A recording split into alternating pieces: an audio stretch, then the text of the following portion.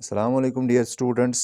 आज हम exercise 4.1 quadratic equation question number 2 का पार्ट नंबर 4 करेंगे। तो part number 4 is important question. तो यहाँ पे क्या है, a train travels a distance of 480 kilometres at a uniform speed. देखिए यहाँ पे स्पीड पे क्वेश्चन है। पहले आपको ये देखना है कि अगर हम स्पीड देखेंगे, स्पीड किसके बराबर होती है, distance upon time, distance upon time. तो ये आपको याद रखना है कि स्पीड की रिलेशन होती है डिस्टेंस अपॉन टाइम। कितनी डिस्टेंस और कितने टाइम में हमने की है, दैट इज द स्पीड। तो अगर हम स्पीड का यूनिट देखेंगे, स्पीड का यूनिट आपका किलोमीटर पर आर होता है। This is the unit of the speed. तो पहले आपको कुछ बेसिक सीखना है इसके बारे में, स्पीड किसके बराबर होती है। तो अगर हमें टाइम निकालना होगा, तो दूसरा पॉइंट है कि अगर हमें टाइम निकालना होगा तो टाइम किसके बराबर है, then it is distance upon speed. तो डिस्टेंस अपॉन स्पीड टाइम के बराबर होता है। तो स्पीड यहाँ आ जाएगी डिवाइड में और टाइम यहाँ जाएगा। तो अगर हम टाइम का यूनिट देखेंगे, दिस इज आर। नाउ इसके बाद में अगर हम डिस्टेंस निकालनी होगी, अगर हमें डिस्टेंस निकालनी होगी तो डिस्टेंस किसके बराबर होती है, तो टाइम यहाँ पे जाएगा, ये मल्टीपल हो जाएगा, that is speed into time. तो ये तीन कंसेप्ट्स आपको याद रखने, और डिस्टेंस का है किलोमीटर। नाउ अगर हम इस क्वेश्चन को देखेंगे, इस क्वेश्चन को हम ऐसे करेंगे, पहले यहाँ पे केस फर्स्ट लिखेंगे, this is the case first. Now this is the case second, case second. Now this is the case first, this is the case second.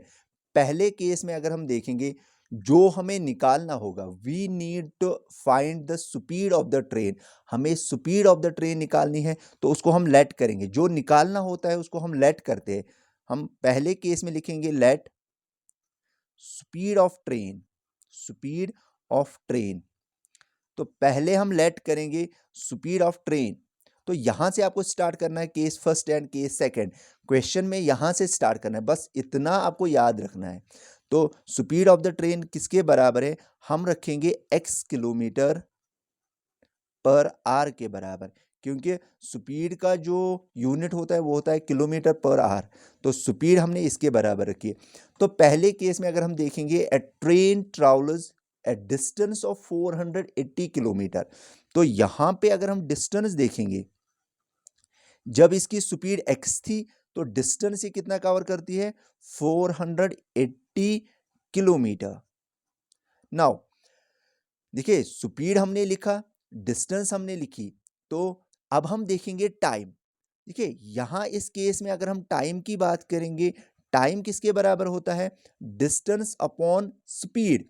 तो डिस्टेंस कितनी है, 480 अपॉन स्पीड। स्पीड कितनी है, x kilometre per hour, that is x। क्योंकि kilometre per hour नहीं आ जाएगा, क्योंकि यहाँ पे जो टाइम है वो आवर्स में होता है, दिस इज आवर। तो ये केस फर्स्ट बन जाएगा। बस इतना याद रखना है आपको। पहले केस में क्या करना है आपको, पहले स्पीड ऑफ द ट्रेन जो आपको गिवन है, जो आपको निकालना है, उसको आपको लेट करना है। Let speed of the train is x kilometre per hour. तो डिस्टेंस यहाँ पे 480 है, केस फर्स्ट में ये डिस्टेंस कवर करता है 480। इसका मतलब है अगर हमें टाइम निकालना होगा, टाइम होता है डिस्टेंस अपॉन स्पीड। नाउ अगर हम केस सेकंड की बात करेंगे, दूसरे केस में जो स्पीड होती है वो 8 किलोमीटर पर आवर लेस होती है। मतलब जितनी इसकी स्पीड थी पहले, उससे 8 किलोमीटर कम। फॉर एग्जांपल अगर स्पीड हम ले लेंगे 20 kilometres per hour, first case में suppose x is 20 kilometres per hour, और दूसरे केस में इससे कम कितनी स्पीड पे जा रहा है, 8 किलोमीटर्स कम। इसका मतलब है 12 किलोमीटर्स पर आवर इसकी स्पीड है। तो इसका मतलब है सेकंड केस में हम ऐसे लिखेंगे, speed of train, speed of train किसके बराबर लिखेंगे हम, this is x-8 kilometre per hour. अब देख लीजिए यहाँ पे स्पीड ऑफ द ट्रेन हो जाती है x-8, जितनी स्पीड थी उससे कम होती है 8 kilometre. That is second case में हम करेंगे x-8 किलोमीटर पर आवर। जब स्पीड कम होती है, इसका मतलब है जब स्पीड कम होती है तो टाइम ज़्यादा लगता है, क्योंकि स्पीड और टाइम इन्वर्सली प्रोपोर्शनल है। तो स्पीड कम होगी, टाइम ज़्यादा लगेगा। देखिए इस केस में भी अगर हम देखेंगे डिस्टेंस जो कवर करता है, ये ट्रेन जो डिस्टेंस कवर करती है वो करती है 480 किलोमीटर्स। नाउ अगर हम इस केस में टाइम देखेंगे, देखिए यहां पे इंपॉर्टेंट है टाइम। अगर हम देखेंगे, देखिए यहां पे स्पीड कम होती है, इसका मतलब है टाइम ज्यादा लगेगा। तो टाइम कितना लगेगा, यहां पे पहले हम टाइम की इक्वेशन को देखेंगे तो टाइम किसके बराबर होता है, डिस्टेंस अपॉन स्पीड। तो स्पीड हमारा x-8 आवर्स। तो देखिए दोनों में, देखिए ये इक्वेशन देखिए आप, इक्वेशन सेकंड रखिए, यहां पे टाइम 480 डिवाइड बाय x, यहां पे time 480 divide by x-8। But यहां पे अगर हम देखेंगे ये ज्यादा टाइम है, मोर टाइम, यहां पे ज्यादा टाइम लगता है, तो यहां पे इसके कंपैरिजन में यहां पे कम टाइम लगता है, तो लेस टाइम लगता है यहां पे। मगर अगर हम क्वेश्चन देखेंगे अकॉर्डिंग टू क्वेश्चन, देखिए ये इंपॉर्टेंट है यहां पे, अकॉर्डिंग टू क्वेश्चन, क्वेश्चन अगर हम देखेंगे जो ये ज्यादा टाइम है, इसमें ज्यादा टाइम लगता है, और कितना टाइम लगता है यहां पे लिखा हुआ है, then it would have taken 3 hours more to cover the same distance. मतलब यहां से ज्यादा इसमें 3 घंटे लगते, इतनी डिस्टेंस को कवर करने के लिए इसमें, इस केस में 3 घंटे ज्यादा लगते हैं। तो ऐसे है, फॉर एग्जाम्पल मैं अगर बोलूं आपको, ये जो ये टाइम है इसमें 3 घंटे ज्यादा लगते हैं, क्योंकि स्पीड कम है, टाइम ज्यादा लगेगा, और टाइम कितना लगता है, 3 घंटे ज्यादा लगते हैं, इससे ज्यादा लगते हैं। अगर मैं दोनों टाइम्स को इक्वेट करूं तो इसका मतलब है, मैं अगर ऐसे लिखूं 480 डिवाइड बाय x-8, अगर मैं वो बराबर करूं किसके बराबर, इस टाइम के बराबर, 480 डिवाइड बाई x के बराबर। तो मुझे क्या करना है, अगर मैं देखूं ये ज्यादा टाइम है, ये कम टाइम है, ये इसके बराबर नहीं होगा, बट ये अब इसके बराबर तभी होगा जब हम इसमें +3 करेंगे। देखिए कैसे, एग्जाम्पल हम ले लेंगे, एग्जाम्पल फॉर एग्जाम्पल पहले केस में अगर मुझे 7 घंटे लगे तो टाइम कम लगा, और दूसरे केस में मुझे 10 घंटे लगे। यही डिस्टेंस को कवर करने के लिए मुझे पहले केस में 7 घंटे लगे और दूसरे केस में मुझे 10 घंटे लगे। इसका मतलब है अगर मैं इस वाले टाइम को इस वाले टाइम के साथ इक्वेट करूं तो मुझे 7 में से +3 करना है।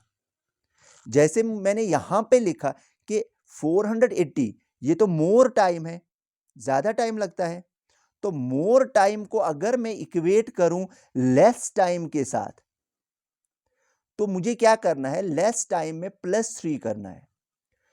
देखिए 7 + 3 वो भी 10 हुआ और ये भी 10 हुआ, तो मोर टाइम में से मुझे अगर इक्वेट करना है लेस टाइम के बराबर तो मुझे +3 करना है,